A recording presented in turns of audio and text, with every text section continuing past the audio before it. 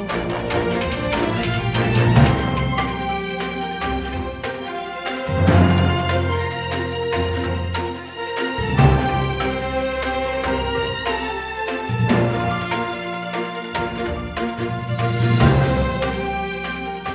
This is news on Good News Catholic Communications. I'm Betty and Lazarus. In the headlines, annual clergy retreat underway at St. Martin's Retreat Center, Mount St. Albans. The Media Workers Association of Grenada embarks on membership revitalization drive, and a Trinidadian tops region for the 2023 Rhodes Scholarship. The details after this break.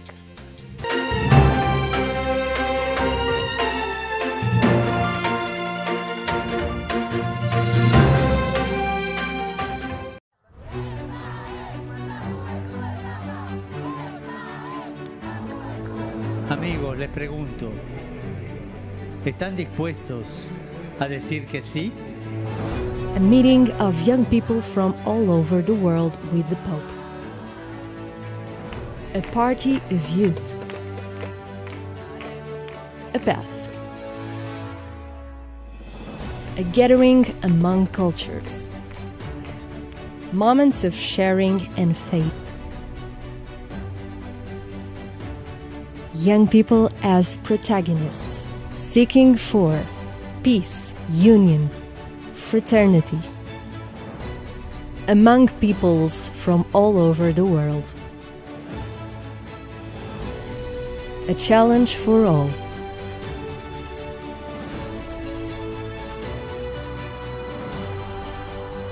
No se metan en la cola de la historia, sean protagonistas. Jueguen para adelante, pateen adelante, construyan un mundo mejor. A transforming and memorable experience.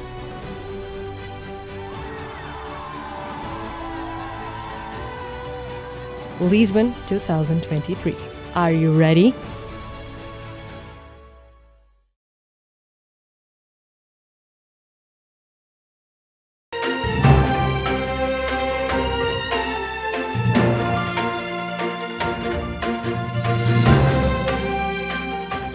Welcome back, and now for the details. The clergy of the Diocese of St. George's in Grenada embarked on the annual clergy retreat from Monday, November 14th at the St. Martin de Porres Retreat Center, Mount St. Albans. Their week-long reflection is led by Bishop John Derek Passard of the Diocese of Mandeville in Jamaica. The clergy retreat provides an opportunity for reflection, recommitment, and strengthening resolve for their missionary task ahead. This year's engagement is guided by the theme, Equipping Ourselves for Mission, the New Evangelization, and to Live Synodality. Parishioners are kindly asked to pray for the clergy, particularly this week, as they seek to reflect and renew themselves in the spirit and missionary work of the Church.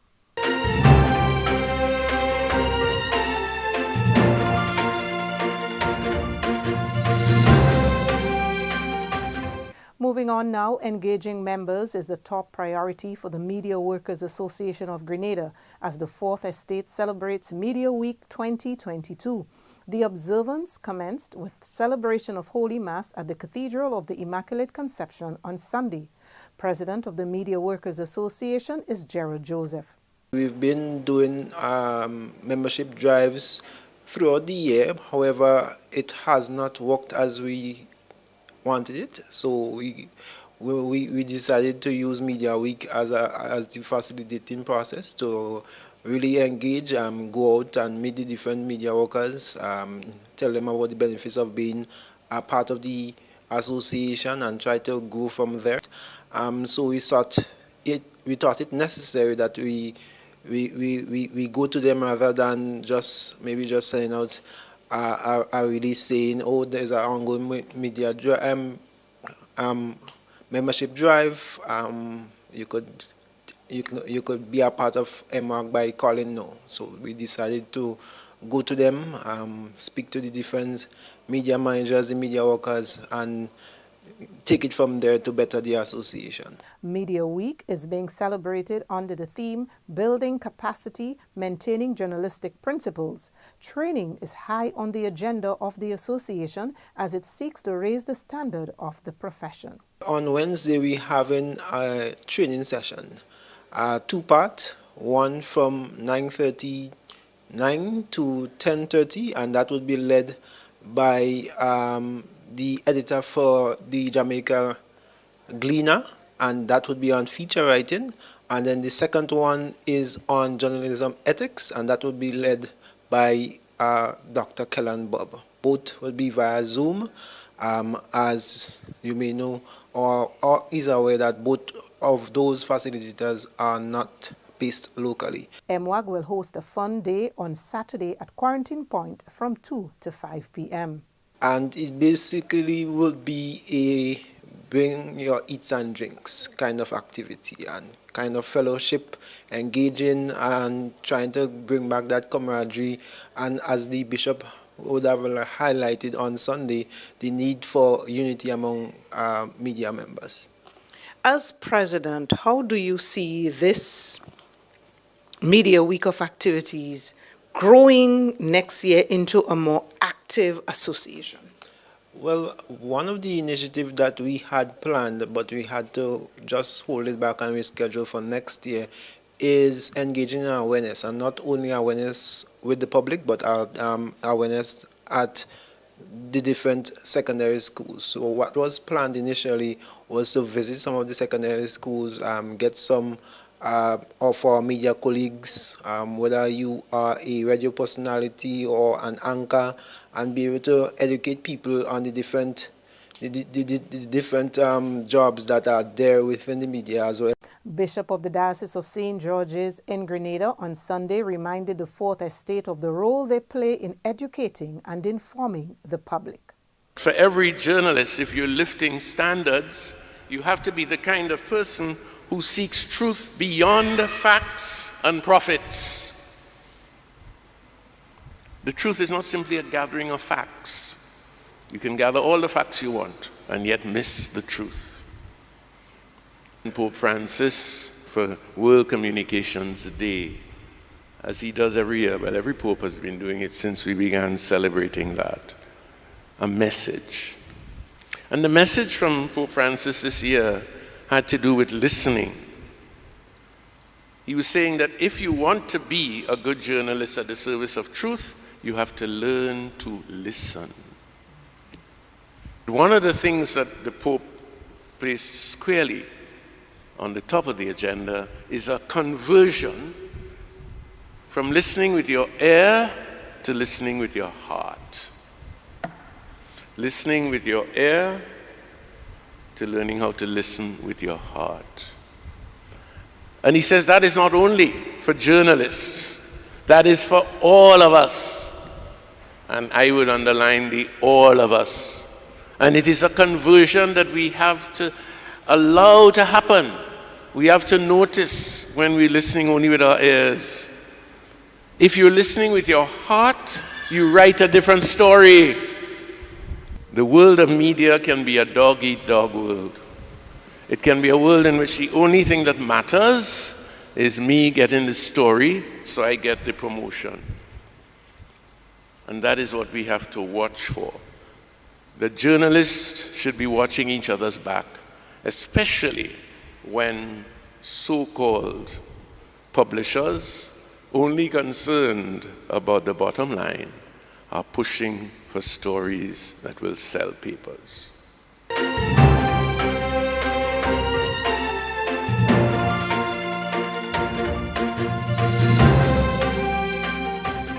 Big celebration in the making for the St. Louis Girls RC School. Mother Rose, as it is fondly called, is celebrating 125 years of providing all-around holistic development to every child entering its doors. Present Principal Lil James Patrice fills us in on the celebrations.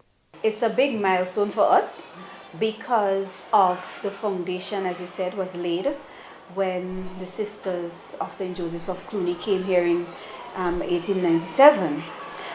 They started this school, a stone building with a small population, and it has grown over the years. But the theme that we're celebrating under this year is 125 years of empowering nation's women. And that is exactly what our school has been doing. We have women from all walks of life holding esteemed positions came to this school. They benefited from the foundations laid by the sisters of Clooney, as well as the other lay principals that we had before myself. So we're expecting it to be a bumper celebration. We started off with a lunch, we had a feast day mass, we had a tea party. Plans are also tabled for the hosting of a recognition ceremony for those who made remarkable contribution to the development of the school, as well as a gala event where we would invite our past principals, past pupils to come and be part of it. We are having on sale very soon merchandise like t-shirts and cups and bumper stickers and all of those things, and it's just to raise awareness. The big emphasis that we're placing now is to get people to come back into the school, people who have walked the walls and can contribute in whatever way, to come and expand the curriculum as much as they can. So we've had parental involvement growing. The children are now involved in a lot of extracurricular activities that are not very conventional, like sewing and all of these things. Social activities geared at bringing past and present students together, bumper stickers and other visible forms of celebration will dominate the activities. Engaging past pupils is also high on the agenda for the celebrations committee. It is our intention that throughout the year we highlight all of the remarkable women who have come through these walls, most of them, those who are alive. We're trying to pay tribute at some point to those who have passed on. We have a very big PTA involvement. We have a lot of involvement too from the Ex-Students Association in New York, so they're playing a big role too in the celebration. We've had some talks, motivational talks with the children. So last week, Wednesday, there was a motivational talk by the Governor General, who is a past student of our school. We're intending to have other past students come in and talk to the girls about dreaming big, making their mark, contributing to their country and to society. Principal James Patrice commended the support shown to the St. Louis RC School and took the opportunity to express their gratitude. Our school could not have upheld its standard without the involvement of our Catholic board. Their mandate of quality Catholic education is what is upheld here. We take part in masses, we have our adoration hour mostly every first Friday. Our school manager, Father Kufre, is providing excellent pastoral care for us, so we're always close to the church, and I think because of that, the standard of St. Louis Girls RC School is upheld because of all of this involvement. Our business community supports us really well as well. There is not a time when we've asked for assistance or help that they've shy away, as well as our Ministry of Education. They partner with us very well, and I think that is what helps with keeping the foundation set 125 years ago very stable, because our students have a lot of support.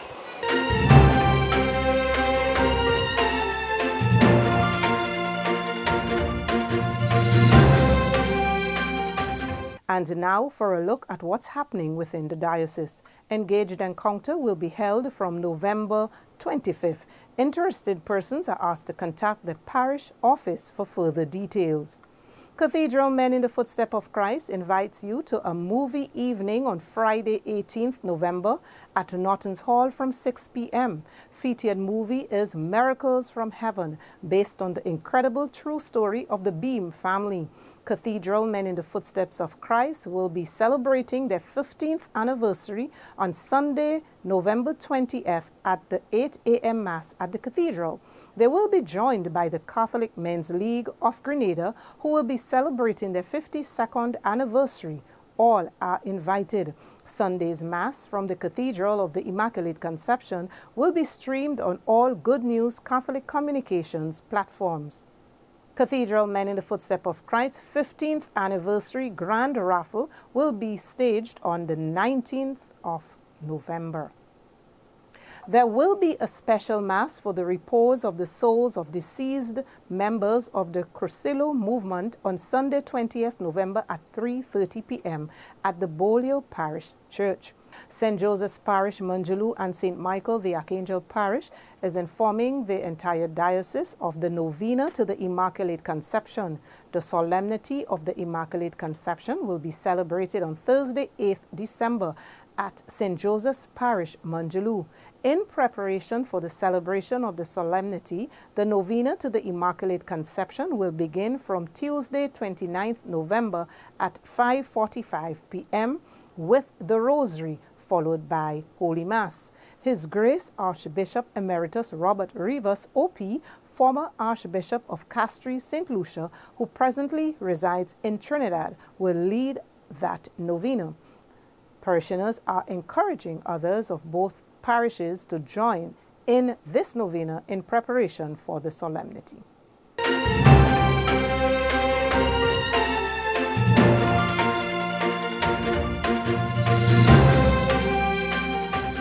Moving on to the region, this time some really good news from Trinidad. Alisa Mohammed has been selected as the Rhodes Scholar for the Commonwealth Caribbean for 2023. Mohammed outperformed 10 other candidates from Barbados, Grenada, Antigua, St. Lucia, and Trinidad and Tobago. An emotional Mohammed spoke to the media after the announcement. She's quoted as saying, "I have spent an amazing few days with all of the candidates, and as they said, any of them could have gotten it, probably should have gotten it, but it feels amazing. It is such an honor, and I can't wait to give back to our Caribbean community and to our women." The first of her family to receive the opportunity to study overseas, the University of West Indies graduate who has a first-class honors degree in sociology will be heading to Oxford University in October to further her studies. Dame Sandra Mason, president of Barbados, who chaired the selection committee, praised this year's scholarship candidates. She expressed that she hoped the number of winners could be increased in the future. That's it for the major developments. A recap of the headlines when we return.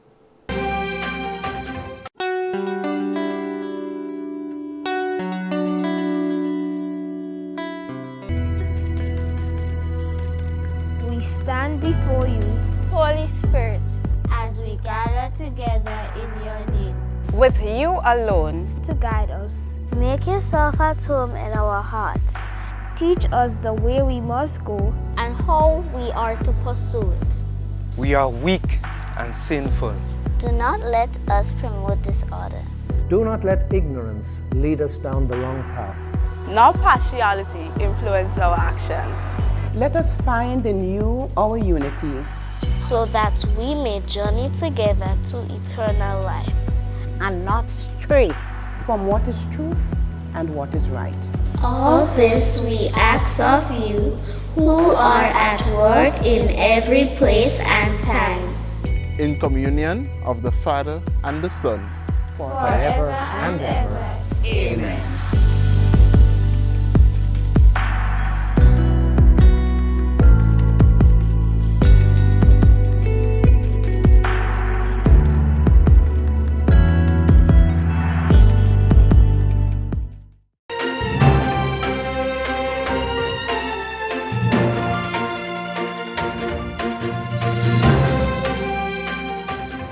Welcome back, and now for a recap of the headlines. Annual clergy retreat underway at St. Martin de Porres Retreat Center, Mount St. Irvins. Media Workers Association of Grenada embarks on membership revitalization drive. Trinidadian tops region for 2023 Rhodes Scholarship. On behalf of all those who made this newscast possible, I'm Betty and Lazarus. Thanks for staying with us.